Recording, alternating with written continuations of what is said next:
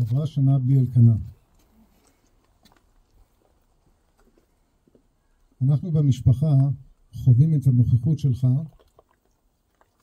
בבית, התמונות, המשפטים, הערות הביניים, הציניות, ומצד שני אינך.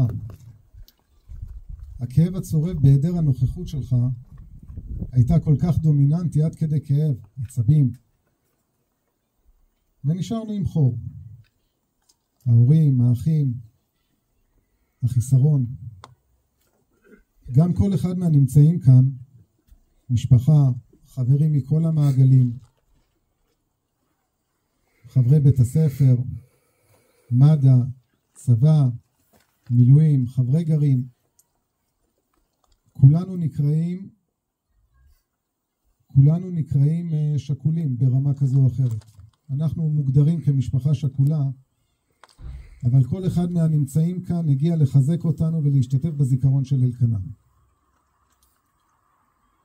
כל אחד חווה את החיסרון ברמה שלו. לפעמים התחושות מתחזקות, ולפעמים זה תופס אותנו כך סתם, באמצע היום. לפעמים תוך כדי דיבור. לפעמים כשאנחנו יושבים עם עצמנו וחושבים. אבל אלקנה, לאורך השנה שמענו סיפורים.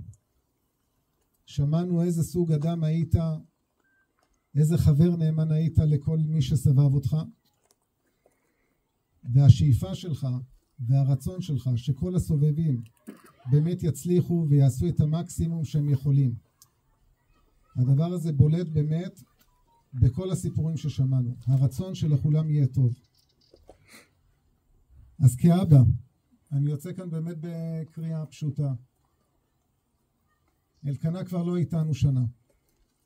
זה כואב, אבל מצד שני, כל אחד לפי מה שהוא הכיר את אלקנה, שימשיך לפעול, להמשיך לעשות טוב, להמשיך להצטיין, כל אחד בתחומים שלו. אם אלקנה היה עומד כאן והיה צריך לדבר, כנראה שזה מה שהוא היה אומר. לפחות לפי ההיכרות איתו. אז באמת תודה רבה לכל מי שהגיע. תודה רבה לכל מי שמלווה אותנו.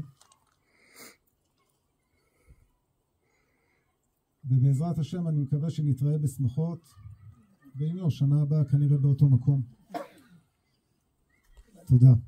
בשעה 5:30, מי שרוצה להמשיך, ניפגש באורות יהודה באפרת.